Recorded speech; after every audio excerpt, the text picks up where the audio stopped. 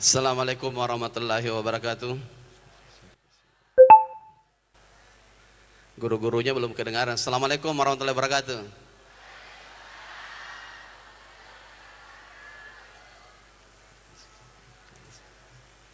Selamat sore, salam sejahtera untuk kita semua.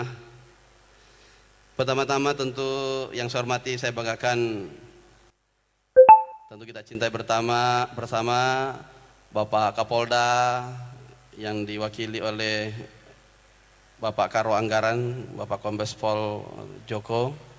Kemudian tentu yang dihormati, kita banggakan mewakili Bapak Pangdam, Pak Blas Hasanuddin, Bapak Brigjen TNI Budi Suarto. Kemudian tentu yang menghormati, kita banggakan, kita cintai bersama Bapak Wali Kota Parepare, Bapak Dr. Haji M. Topan Pawe, SHMH, beserta Ketua Tim Penggerak PKK Kota Parepare, Bapak Haja Erna Rashid Taufan SCMPD. Tadi banyak jabatannya. Kemudian kita hormati, kita banggakan bersama Bapak Wakil Wali Kota Parepare, Bapak Haji Pangeran Rahim. Kita hormati, kita banggakan bersama Ketua DPRD Kota Parepare. Tentu kita ucapkan doa bela sungkawa kepada Ibu almarhumah yang tentu telah mendahului semua kita. Mudah-mudahan diterima segala amalan di sisinya. Kemudian kita hormati, kita banggakan para bupati, wali kota Sulawesi Selatan atau yang mewakili, tentu para anggota DPRD Kabupaten Kota Parepare, kemudian para anggota Forkopimda, Pak Kapolres, Pak Dandim, Pak Kajari, Pak Ketua Pengadilan, dan tentu seluruh instansi vertikal yang saya tidak dapat sebutkan satu persatu. Kemudian kita hormati Bapak Sekretaris Daerah Kota Parepare beserta Ketua Dharma Wanita Kota Parepare. Kita hormati, kita banggakan para wali kota, wakil wali kota pada periodenya masing-masing. Kemudian kita hormati, kita banggakan para pimpinan perguruan tinggi negeri, swasta atau yang mewakili, tentu para guru besar. Yang kita hormati para pimpinan partai politik. Kemudian kita hormati para pimpinan instansi vertikal, BUMN, BUMD, yang mana Asan paling dekat. Kemudian tentu yang hormati para, kita salat asal dulu ya.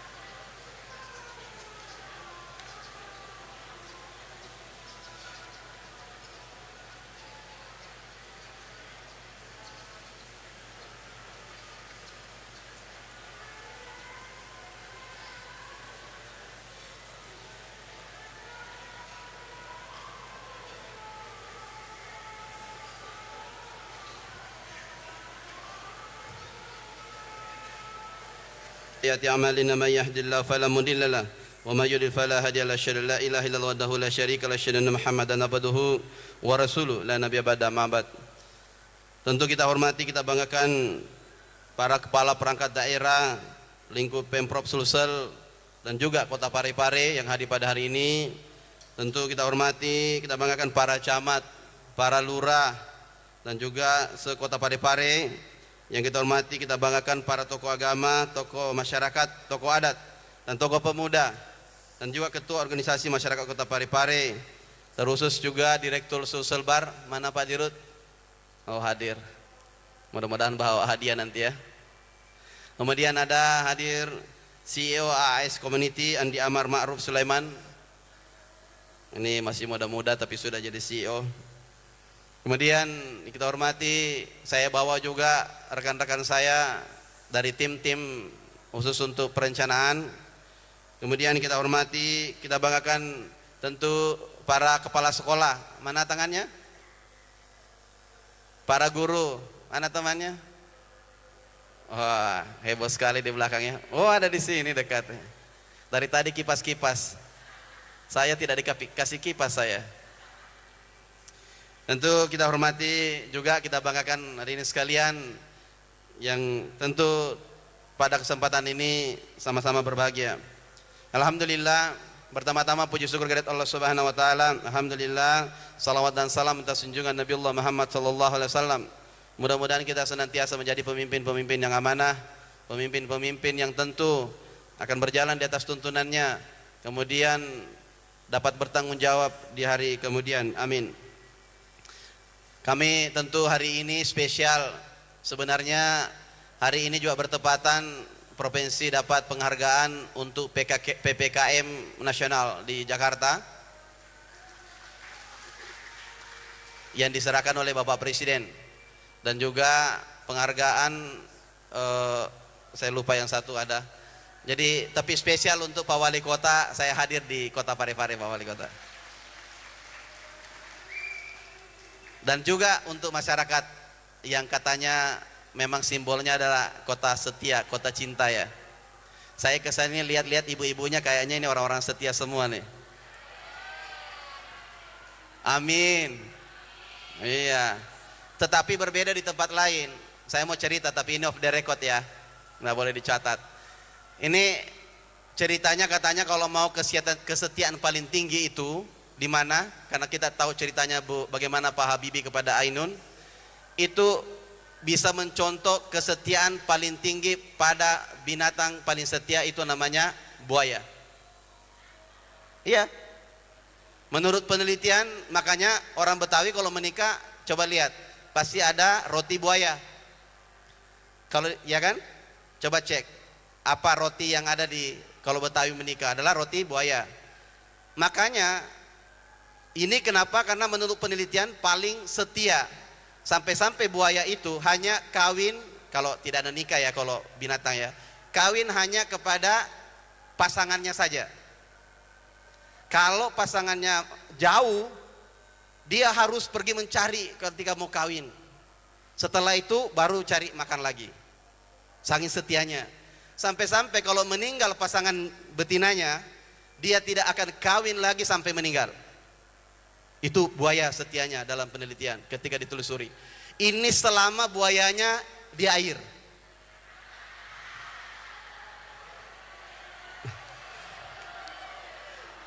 Berbeda kalau buayanya naik ke darat.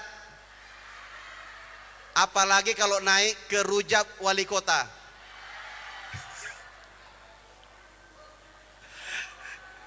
Tapi memang ini simbol. Saya tidak tahu juga kenapa ada istilah buaya darat. Mungkin karena kodratnya ini buaya sebenarnya di air. Saya pernah ditanya, buaya ini katanya dua alam. Saya tidak percaya. Kenapa? Kalau dia buaya itu buaya darat, buaya darat. Kalau buaya air ini adalah dua alam, maka mungkin sudah nongkrong di depan situ. Iya kan? Tapi buktinya kan turun terus cari air kan? Artinya dia bertahan beberapa saat saja. Makanya ada yang memakan buaya, boleh. Kepiting makan, dua alam, kelihatannya dua alam, looks like, tapi tidak. Kenapa? Dia pasti kembali. Kalau tidak, dia sudah nangkring di sini, banyak buaya duduk juga, ada buaya naik di depan meja-meja, buaya juga, ya kan? Yang sering keluyuran malam-malam, buaya juga kan? Tetapi ternyata rahasianya bahwa kesetiaan ini, saya cerita kesetiaan lagi nih. Kebanyakan kita itu tidak mendapat kepercayaan dari ibu-ibu. Betul betul tidak, Bu? Iya. Saya waktu mau pergi kemana-mana, semua rekening saya itu sama istri. PIN-nya sudah dihafal mati pokoknya. Iya, harus begitu. Laki-laki harus begitu. Ada mobil, beli rumah, mobil, sudah atas namakan istri aja. Tinggalkan orang tuanya untuk suami. Bagaimana? Setuju ibu-ibu? Iya, tapi ibu-ibu juga jangan diperiksa-periksa HP-nya kalau pulang. Iya, itulah salah satu juga banyak, makanya kita minta tolong Pak Wali Kota. Saya tidak tahu data KUA di sini. Ada satu kabupaten saja jumlah Sulawesi Selatan itu, ya mohon maaf ya, yang lagi masalah keluarga, cara hidup itu di sekitar itu 70.000 setahun cerai hidup. Yang cerai hidup plus cerai mati 350.000, lebih dari satu kabupaten. Ini harus kita tingkatkan dengan tingkat kebahagiaan yang kuat.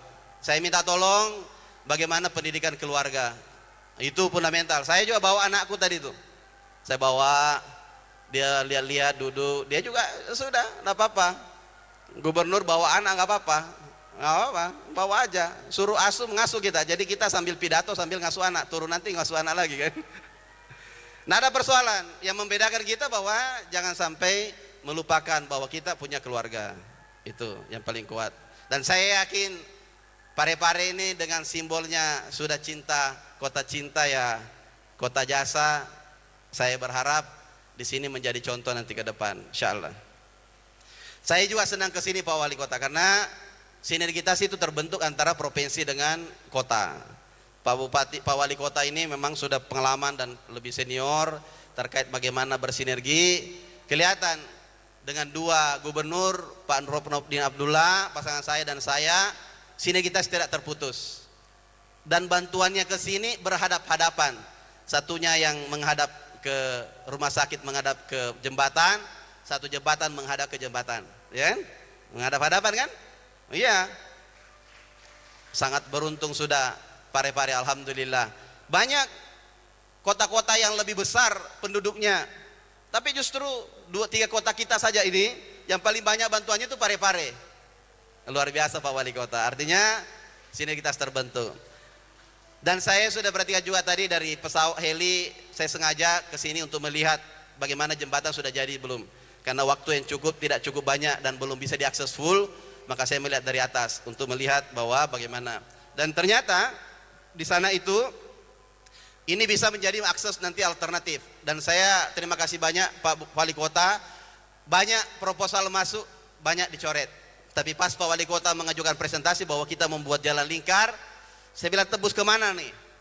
Oh ke sini, oke kita setuju yang ini. Kita bikin jembatannya. Alhamdulillah sudah kelihatan jembatannya selesai, tinggal beberapa finishing dan ada penyusun desain. Terima kasih banyak Pak Wali Kota, tentu tidak sedikit, 30 miliar tambah 10-15 tahun lalunya sudah 40 miliar, tambah nanti dikasih lagi Pak Wali Kota. Jujur belum ada proposal yang kita apa yang harusnya bayangannya untuk bantuan Parepare hari ini, tapi kita kasih modal dasar dulu bahwa ini silahkan membuat proposal nanti Pak Wali Kota yang mana. Kalau daerah lain banyak saya intervensi perencanaannya, khusus untuk Parepare saya tentu mau mendengarkan apa yang direncanakan oleh Pak Wali Kota. Supaya apa? Bahwa tentu pemahaman sudah lama menjabat di sini, lebih paham bahwa apa yang harus dikerjakan. Yang berikutnya perlu saya sampaikan juga bahwa guru-guru tadi disampaikan, kita perhatikan sama guru-guru. Alhamdulillah Sulawesi Selatan ini provinsi, tahun lalu kita punya 3.400 sudah dilantik untuk P3K-nya. Tahun ini kita siapkan, saya sudah siapkan kuota untuk guru P3K-nya 10.000 orang. Awas kalau tidak lulus. Ini semua disiapkan kuota. Tidak sedikit. Kenapa tidak banyak wilayah yang menyiapkan anggaran untuk P3K? Saya siapkan 10.000, itu nilainya 400 miliar. Budget saya harus diambil. Tidak sedikit. 400 miliar uang. Saya harus siapkan anggaran untuk menyiapkan untuk guru. Jadi saya minta tolong guru-guru honor yang sudah pengabdiannya habis masa lajangnya untuk mengabdi, belajar baik-baik. Ya, tugas saya menyiapkan kuota, tugas saya menyiapkan anggaran. Jangan sampai yang nangkring di situ orang-orang yang baru dari luar, dari mana? Ya, ingat belajar baik-baik. Nih, yang berikutnya perlu saya sampaikan bahwa Sulawesi Selatan beberapa penghargaan kita dapatkan di standar nasional maupun internasional, dan terakhir kemarin kita diundang di UNESCO sebagai pembicara.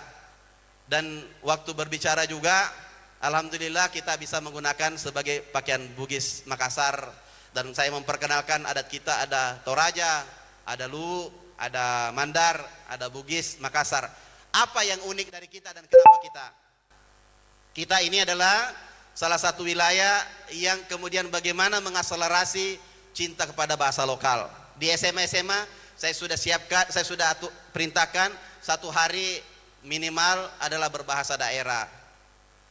Saya bisa berbahasa Inggris sedikit-sedikit bisa. Saya pernah bekerja di perusahaan asing 12 tahun lebih. Tetapi bukan kebanggaan dengan bahasa orang. Kita bangga kalau bisa berbahasa Bugis, bisa berbahasa Toraja, bisa berbahasa Mandar. Kalau tidak, nanti anak-anak kita nanti hilang itu bahasa. Makanya kecintaan kita. Di Indonesia ini 718.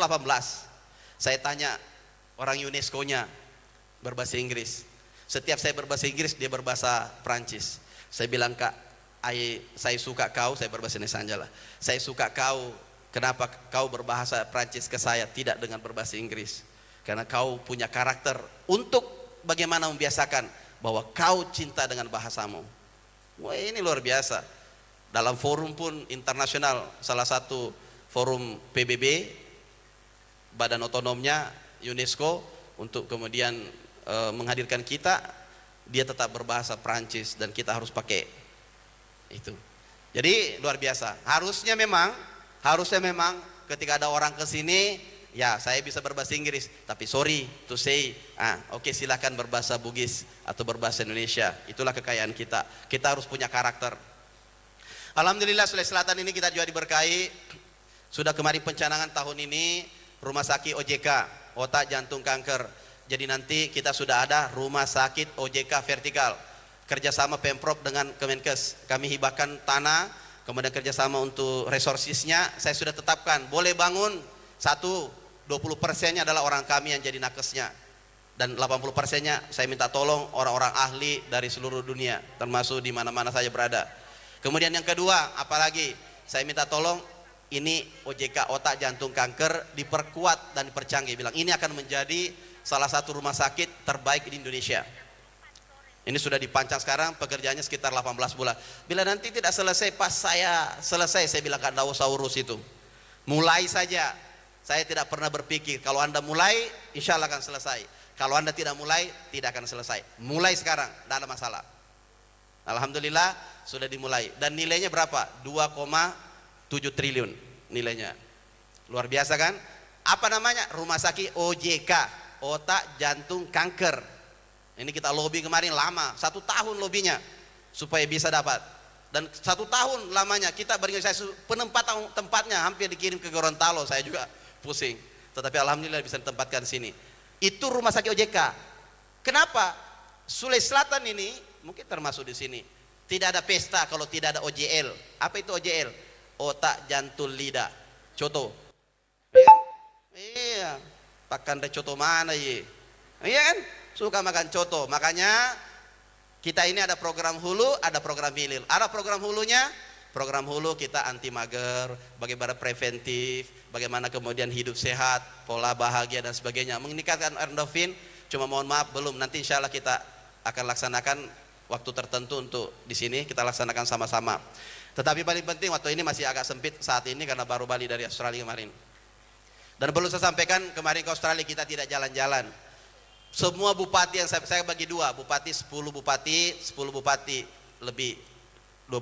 Saya bilang Pak Konjen silakan undang yang mana saja mau Anda, bupati mana saja pertama, kita coba dulu 10 berangkat 6. Dan sampai di sana para bupati bilang, Pak Gub, ini bukan jalan-jalan Pak Gub. Apa? Ini di atasnya Latpim 1 katanya. Karena semuanya diberikan tentang bagaimana menjalankan sistem pemerintahan di Australia. Bagaimana kemudian sistem transportasi dibangun di Australia. Bagaimana kemudian negara ini dibentuk dengan karakter dan budaya yang kuat. Ternyata kita sebagai muslim yang kuat atau beragama yang kuat, di negara sana Pak, kesadarannya tinggi, menjalankan norma-norma agama itu kuat. Akhirnya Kenapa kita kunjungan balasan Australia kita pilih? Karena kita adalah salah satu-satunya provinsi yang dikunjungi presiden sepanjang sejarah, kalau tidak salah cuma Sulsel pernah didatangi sekali Perdana Menteri, cuma Perdana Menteri Australia yang kemarin akhir tahun kemarin. Itu tidak sembarang orang didatangi, tidak sembarang wilayah. Ada ketertarikan khusus untuk Sulawesi Selatan daripada Australia bagi kita. Yang berikut perlu saya sampaikan juga, kita sudah kami sampaikan ke sana. Yang pertama kami akan laksanakan adalah beberapa kerjasama, termasuk potensi pertambangan, termasuk potensi renewable energy, termasuk potensi peternakan, termasuk potensi sistem transportasi di Sulawesi Selatan. Dan insya Allah kita ke depan membangun pelan-pelan. Pertama, sistem pertambangan kita sudah mulai dengan mengakuisisi bandara. Nilainya tidak kecil itu, 100 miliar, 54 tahun dikuasai perusahaan asing. Dan alhamdulillah 1 tahun kemarin kita bisa ambil dan menjadi milik provinsi. Provinsi pertama yang punya bandara standar adalah Sulsel. Ya. Dan itu akan menjadi apa? Memang begitu kalau pertaruhan Ukraina dengan Rusia. Kuasai dulu bandaranya. Setelah kuasai bandaranya apanya? Kita harus tambah kuasai pertambangan di sana menjadi milik provinsi bersama kabupaten kota. Wilayah konsesi. Kenapa? Kita harus mengontrol isu lingkungan. Tidak boleh ada bencana karena penambangan. Yang kedua, kita harus mengontrol isu sosial. Yang ketiga, kita harus mengontrol bagaimana environmental community di kita, kemiskinan dan sebagainya. Tidak boleh kita menjadi orang miskin kemudian kita adalah orang kaya raya. Bagaimana caranya? SDM kita harus pacu ke depan. Orang bilang tidak mampu, saya bilang tunggu dulu. Berapa persen perusahaan-perusahaan di Indonesia yang dikuasai yang dikerjakan oleh perusahaan orang-orang Indonesia? 98% rata-rata adalah orang kita yang kerjakan. Saya kemarin di perusahaan nasi cuma satu yang saya sisakan untuk perusahaan orang bulenya, cuma pemiliknya saja. Selebihnya adalah orang Indonesia semuanya. Kenapa? Kita yang jalankan. Kenapa kemudian kita yang menjadi penonton? Tetapi kita tidak anti investasi, kita tidak. Silakan, tapi kami menginginkan Sulselbar bisa kita jalankan. Sulselbar 37% adalah punya provinsi. Wali kota, Pak Wali Kota juga punya saham di dalam. Semua kabupaten kota punya. Dan paling sering memberikan bantuan CSR adalah sedikit-sedikit Sulselbar. Sedikit-sedikit dia. Yang lain mana? Karena kita tidak memiliki saham yang kuat. Saya menginginkan provinsi, kabupaten kota, dan semua pemerintah plat merah bisa menjadi pemilik konsesi. Operatornya bisa dipilih. Silakan. Dari perusahaan nasi silakan. Saya ketemu kemarin Australia. Kalau saya punya tambang konsesi, kamu menjadi operator saya, siap.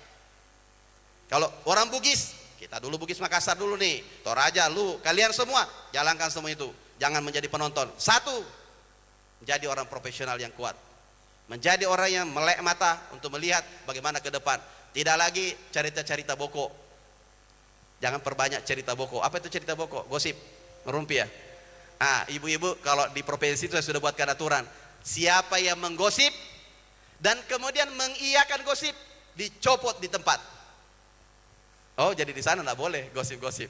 Pokoknya kalau gosip, kenapa? Kita tidak boleh sesama anak bangsa kemudian saling menjatuhkan. Sesama anak bangsa harus saling menguatkan. Sesama bangsa harus saling mendorong. Ingat, ini saya punya, Bapak punya. Ini saya punya dan ini Bapak juga punya. Sama-sama kita, jangan kita menderita sesama. Yang susah di antara kita adalah ketika ada pengkhianatan di antara kita.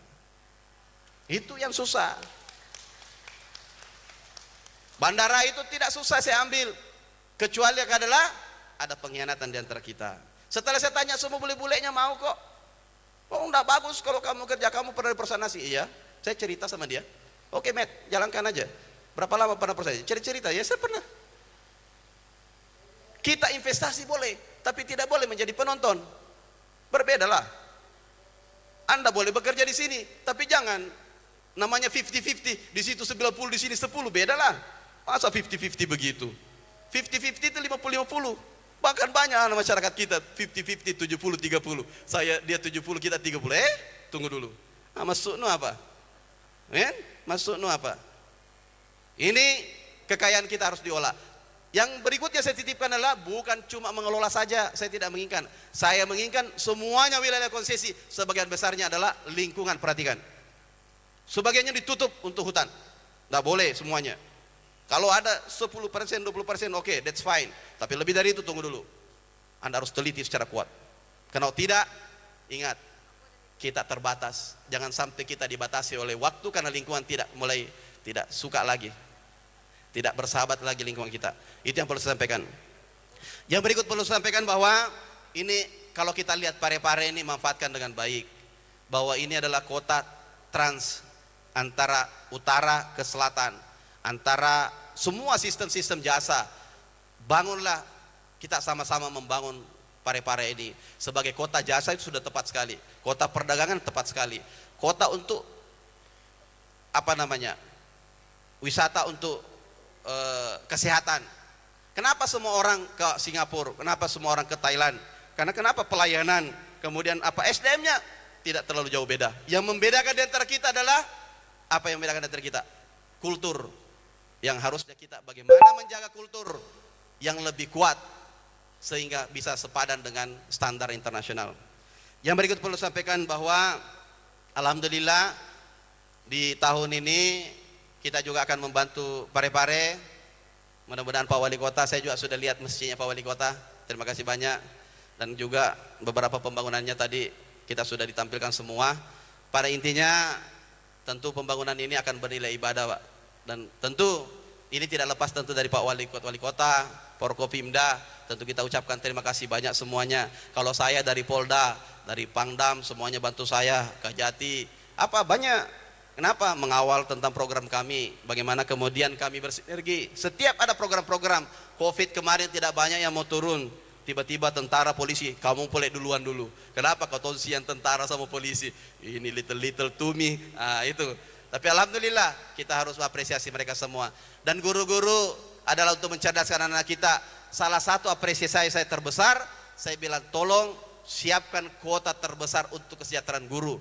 Jadi insya Allah 10.000 tahun ini, kalau ditambah tahun lalu sekitar 3.000, 5.000-an, sekitar 15.000. Mudah-mudahan dengan begitu salah satu kontribusi saya untuk bagaimana kemudian guru-guru kita dikedepankan. Saya banyak ditanya, kenapa yang bidang lain? Tetap, ini sudah menyusul lagi kesehatan, sekitar kalau tidak salah 4.000, 5.000-an saya akan usulkan. Kemudian berikutnya lagi baru tenaga-tenaga yang lain. Memang banyak sekali, tetapi tidak semuanya bisa bersamaan. Tapi paling penting, kenapa? Saya ingin kecerdasan untuk semua generasi pertama di depan, kemudian bagaimana pelayanan di tengah, dan bagaimana kemudian di belakang bisa melihat ke depan sinergi bersama. Itu saja mungkin dari saya tadi, tidak panjang lebar, Pak Wali Kota dan seluruh jajaran Forkopimda. Saya mohon maaf kalau ada yang saya sampaikan kurang lebihnya. Salama kita pada salama. Assalamualaikum warahmatullahi wabarakatuh. Salam sejahtera untuk kita semua. Mohon berkenan Gubernur Sulawesi Selatan untuk tetap